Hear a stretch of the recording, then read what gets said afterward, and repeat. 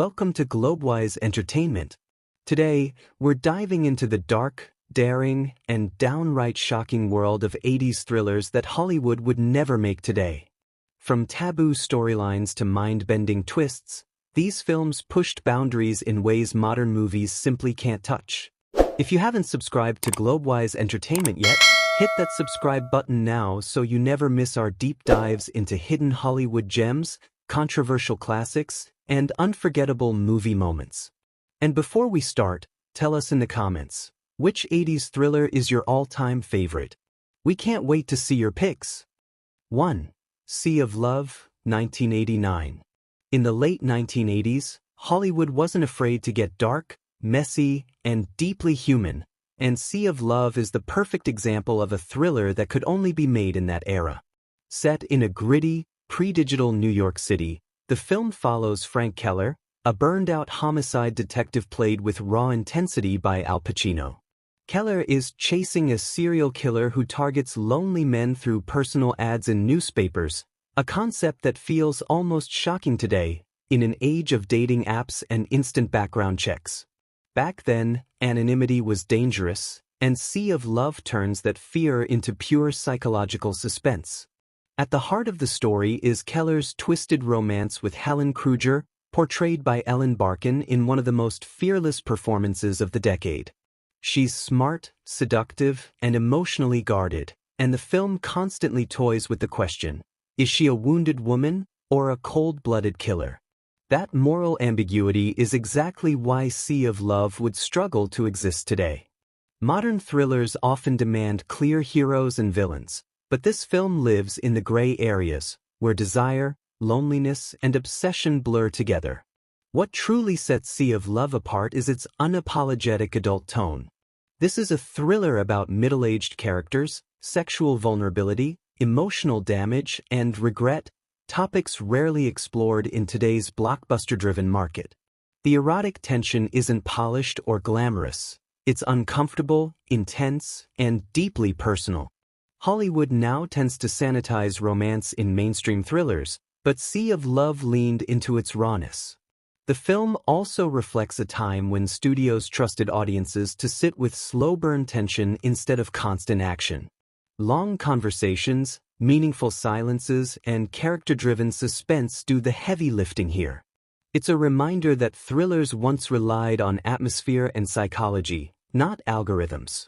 Today, Sea of Love stands as a time capsule of 1980s cinema, bold, risky, and emotionally honest. It's the kind of adult thriller that studios are hesitant to make now, too intimate, too morally complex, and too real. And that's exactly why it still works. If you miss gritty, grown-up thrillers that don't play it safe, Sea of Love is a perfect reminder of what Hollywood once dared to do and what it quietly left behind. 2. Angel Heart, 1987. In the smoky shadows of 1950s New York, Angel Heart pulls you into a world where nothing, and no one, is what they seem. Mickey Rourke plays a hard-boiled private detective hired for a simple missing person case by a mysterious, ice-cold client portrayed by Robert De Niro. But this isn't your typical noir mystery. As the investigation moves from rain-soaked city streets to the haunting heat of New Orleans, the clues grow darker, the atmosphere thicker, and the truth far more unsettling than any detective expects to uncover.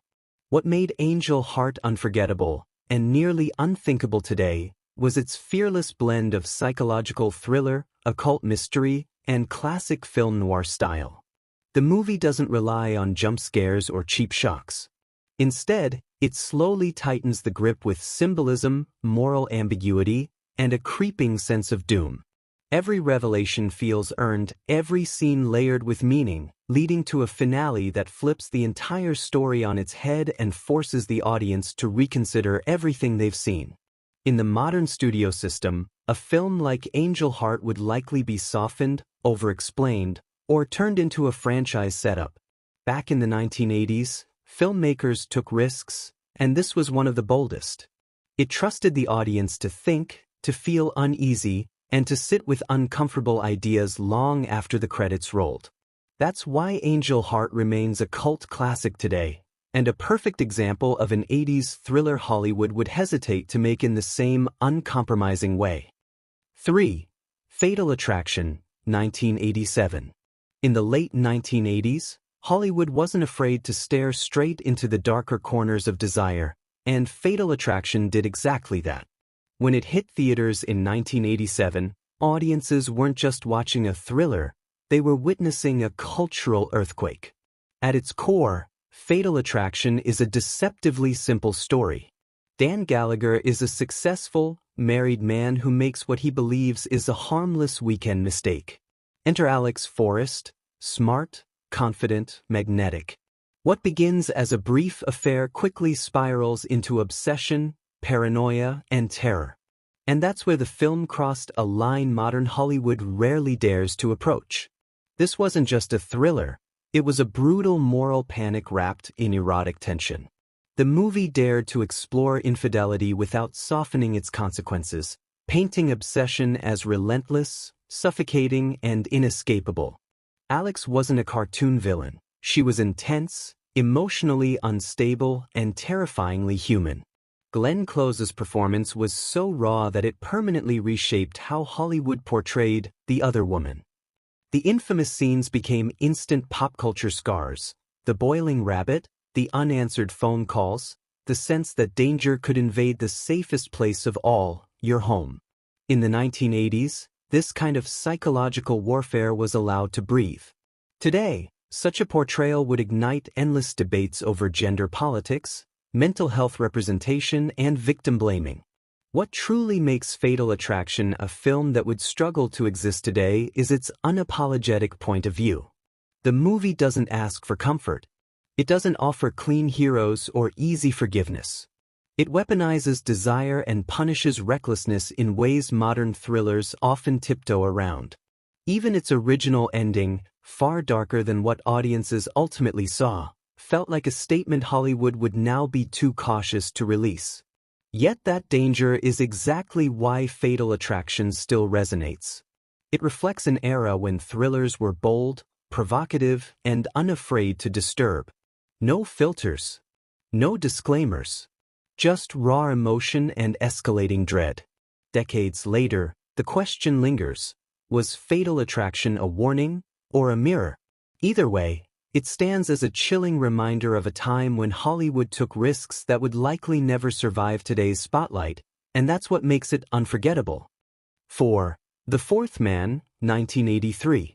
In the early 1980s, when Hollywood thrillers still played it relatively safe, a bold Dutch filmmaker named Paul Verhoeven unleashed a movie so provocative, so psychologically twisted, that it still feels dangerous today. The Fourth Man isn't just a thriller, it's a descent into obsession, sexuality, religion, and paranoia that modern studios would likely never dare to finance. The story follows Gerard Reve, a troubled, openly bisexual writer haunted by violent visions and religious imagery. When he meets Christine, a seductive and mysterious woman, what begins as a passionate affair slowly transforms into a waking nightmare. Men connected to Christine keep dying under suspicious circumstances, and Gerard becomes convinced that she may not be entirely human, perhaps a modern incarnation of a mythological femme fatale, or even death itself. What makes The Fourth Man truly unsettling isn't just the murders. It's Verhoeven's fearless exploration of sexual identity, erotic power, and psychological instability. The film blurs fantasy and reality so seamlessly that even the audience begins to question what's real. Graphic eroticism, unapologetic bisexual themes, and disturbing religious symbolism are woven directly into the narrative, not as shock value, but as the core of the character's unraveling mind. In today's studio-driven climate, a thriller that openly embraces queer desire, challenges religious norms, and refuses to clearly explain its supernatural elements would almost certainly be labeled too risky. Modern remakes would soften the edges, sanitize the sexuality, and over-explain the mystery, stripping away everything that made The Fourth Man unforgettable. Back in the 80s, films like this could exist in the uncomfortable space between art and exploitation. The Fourth Man trusted its audience to sit with discomfort, ambiguity, and moral uncertainty. That courage is exactly why it still feels shocking decades later, and why it stands as a reminder of a time when thrillers weren't afraid to cross lines Hollywood now avoids. If this film were pitched today, executives wouldn't ask how good is it, they'd ask, how do we make it safer? 5. Ms. 45, 1981. A silent scream from the darkest corners of the 80s. In the gritty, neon-stained streets of early 1980s New York, Ms. 45 arrived like a punch to the gut, and Hollywood has been uncomfortable with it ever since. Directed by cult filmmaker Abel Ferrara, this low-budget thriller follows Thana, a mute garment worker whose quiet life collapses in a city that offers her no protection, no justice, and no mercy. What makes Ms. 45 so unsettling isn't spectacle or shock value, it's the raw, uncompromising mood. The film speaks volumes without dialogue, letting silence, fear, and rage do the talking. The early 80s were a time when filmmakers pushed boundaries without filters, studio caution, or social media backlash. Ms. 45 doesn't soften its worldview or guide the audience on what to feel. Instead, it forces viewers to sit with discomfort, moral ambiguity, and a city portrayed as brutally indifferent. That kind of fearless storytelling is exactly why a film like this would struggle to exist today. Modern studios demand clear heroes, tidy messaging, and safe commercial angles. Ms. 45 offers none of that. Its protagonist doesn't fit neatly into modern categories, and the film refuses to explain or justify every action. It trusts the audience, something contemporary cinema rarely does. Over the years, Ms. 45 has evolved from grindhouse obscurity into a cult classic, studied for its atmosphere, minimalist performance, and unflinching portrayal of urban alienation. It's not a comfortable watch, but it was never meant to be. And that's the reason Ms. 45 stands as a haunting reminder of a time when thrillers didn't ask for permission, they simply pulled the trigger. 6. The Postman Always Rings Twice, 1981. In the heat-soaked shadows of 1980s Hollywood, The Postman Always Rings Twice arrived like a slow-burning fuse, seductive, dangerous, and unapologetically adult. Directed by Bob Rafelson and starring Jack Nicholson and Jessica Lange, this remake of the classic noir didn't just flirt with controversy, it leaned into it hard. The story is deceptively simple. A drifter wanders into a roadside diner, falls for a married woman, and together they hatch a plan that spirals into obsession, betrayal, and murder. But what made the 1981 version feel so explosive was how it told that story. This wasn't a sanitized morality tale. It was raw, sweaty, and morally reckless, an era when mainstream thrillers trusted audiences to handle discomfort. Jessica Lange's performance was fearless, redefining the femme fatale as both vulnerable and ruthless. Jack Nicholson, at the height of his dangerous charisma, played desire like a loaded weapon, every glance carrying consequences. The chemistry was intense, the tension suffocating, and the consequences brutally final. Why would this never be made today? Because modern studios shy away from stories where everyone is flawed, where desire isn't redeemed, and where punishment isn't neatly packaged. Today's thrillers often soften the edges, explain the psychology, or offer redemption arcs. The Postman Always Rings Twice offered none of that. It let passion lead, and let the fallout speak for itself. In the 1980s, this kind of adult thriller could dominate theaters. Today, it would likely be toned down, reframed, or pushed to niche streaming audiences. That's exactly why it remains unforgettable, a relic of a time when Hollywood dared to let darkness win. If you miss thrillers that don't hold your hand, this is why the 80s still haunt us. 7. Body Double, 1984. The 80s thriller Hollywood would never dare to make today. In the neon-soaked shadows of 1980s Los Angeles, Body Double pulls you into a seductive nightmare where voyeurism, obsession, and deception blur into something dangerously irresistible. Directed by Brian De Palma at the height of his provocative powers, This cult classic follows a struggling actor who stumbles into a mystery far bigger and far darker than he ever imagined. What starts as an innocent favor quickly spirals into a twisted game of manipulation, where watching becomes a weapon and curiosity turns deadly. What makes Body Double so unforgettable, and so unlikely to be made today, is its fearless embrace of moral ambiguity. The film doesn't hold your hand or soften its edges. Instead, it dares the audience to confront uncomfortable questions about desire, exploitation, and the price of obsession in a fame-driven city. De Palma's stylish direction, bold camera work, and haunting score create an atmosphere that feels both glamorous and deeply unsettling, pure 80s excess with a sharp psychological bite. In today's carefully filtered Hollywood, a film this daring would likely be toned down, rewritten, or never greenlit at all. But that's exactly why Body Double still fascinates decades later. It's a time capsule of an era when thrillers took big risks, crossed boundaries, and trusted audiences to handle complex, provocative storytelling. Love it or hate it, Body Double stands as a reminder of when Hollywood thrillers weren't afraid to look straight into the dark and keep watching. 8. Tenebrae, 1982. These 80s thrillers would never be made today. In the early 1980s, when Hollywood thrillers were still playing it safe, Italian master Dario Argento went in the opposite direction and created something so bold, so unsettling, it still sparks debate decades later. That film was Tenebrae, and it's exactly the kind of thriller that modern studios would hesitate to touch. At first glance, Tenebrae looks like a stylish murder mystery. An American crime novelist arrives in Rome to promote his latest book, only to discover that a real-life killer is recreating the murders from his fiction. But Argento doesn't stop at suspense.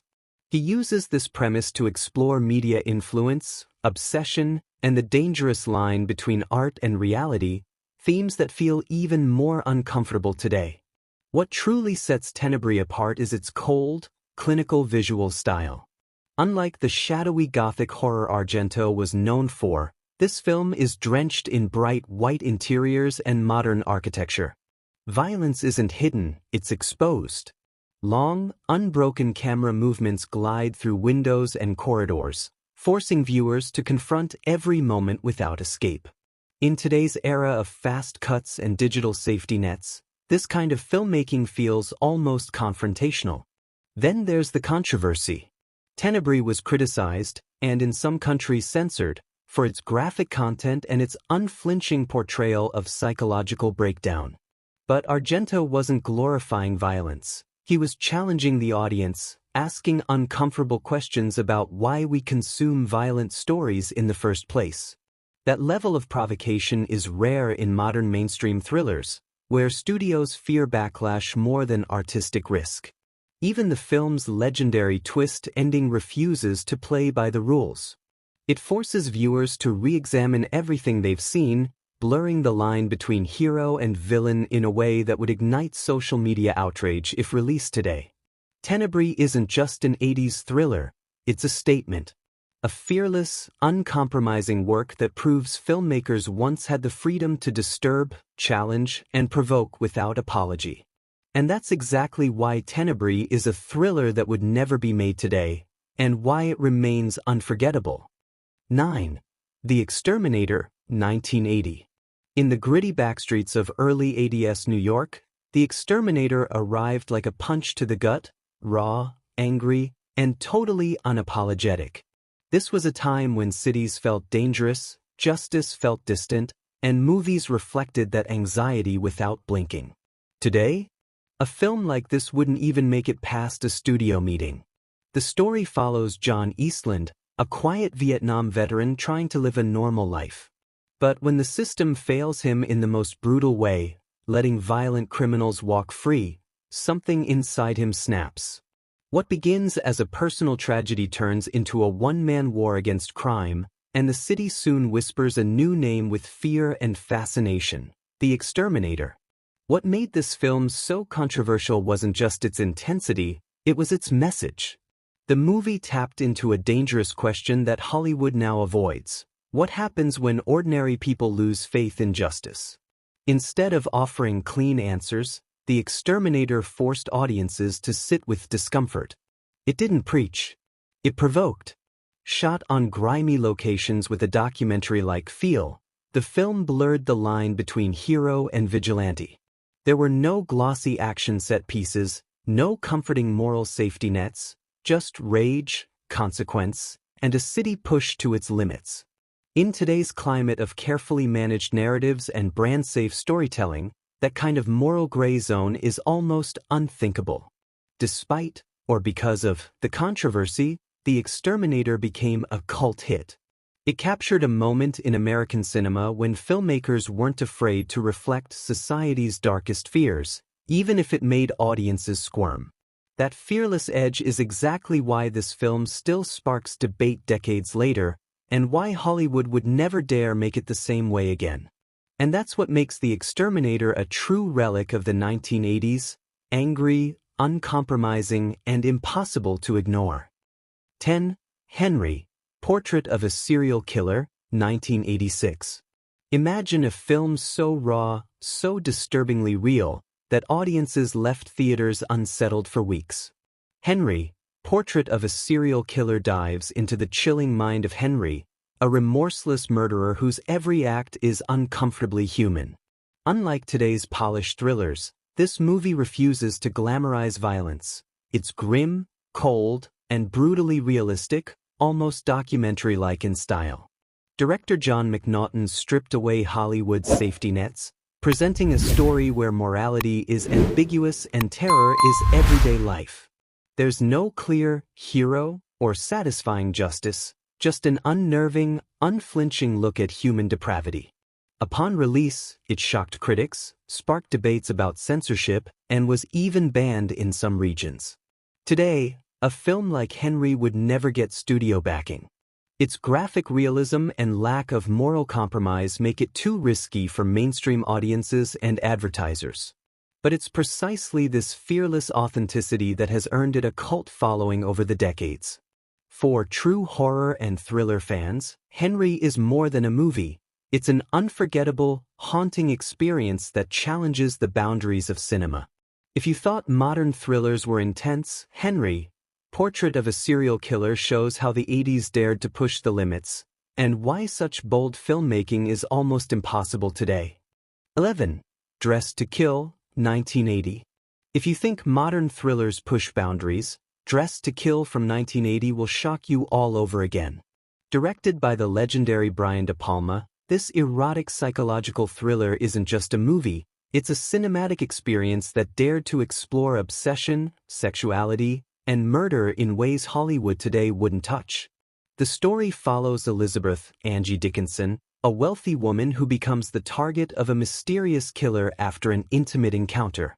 But what sets this thriller apart is De Palma's masterful use of tension and visual storytelling. Every hallway, mirror reflection, and sudden cut is designed to make your pulse race. Michael Caine delivers a calm yet gripping performance as Dr. Robert Elliott, and Nancy Allen's role as the young prostitute adds layers of complexity and danger to the plot. What made Dressed to Kill controversial in its time, and would make it almost impossible to release today, was its raw, unflinching depiction of sexuality, gender identity, and psychological trauma. Critics were divided, audiences were polarized, and yet, it became an iconic symbol of 80s thrillers that pushed boundaries without holding back. From the shocking twist ending to the tension-filled set pieces, Dressed to Kill isn't just a thriller, it's an experience that defined a decade of bold filmmaking.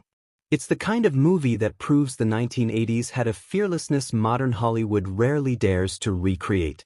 Fun fact, despite the controversy, the film was a box office success and cemented De Palma's reputation as the master of suspense, proving sometimes scandal equals legendary status. If you love thrillers that are intense, daring, and completely unforgettable, Dressed to Kill is a must-watch classic that screams 80s style. Thanks for watching Globewise Entertainment. These 80s thrillers weren't afraid to shock, twist, and push boundaries, and that's why they'll never be made today. From suspense-filled chases to shocking plot twists, they defined a bold era of filmmaking that modern Hollywood just can't replicate. If you haven't subscribed to Globewise Entertainment yet, hit that subscribe button now and turn on notifications so you never miss our deep dives into hidden gems, controversial classics, and unforgettable movie stories. Before you go, we want to hear from you. Which 80s thriller shocked you the most or is your all-time favorite? Drop your pick in the comments below. We read every single one. And remember, the world of movies is full of surprises. So stay curious, stay entertained, and stay tuned to Globewise Entertainment.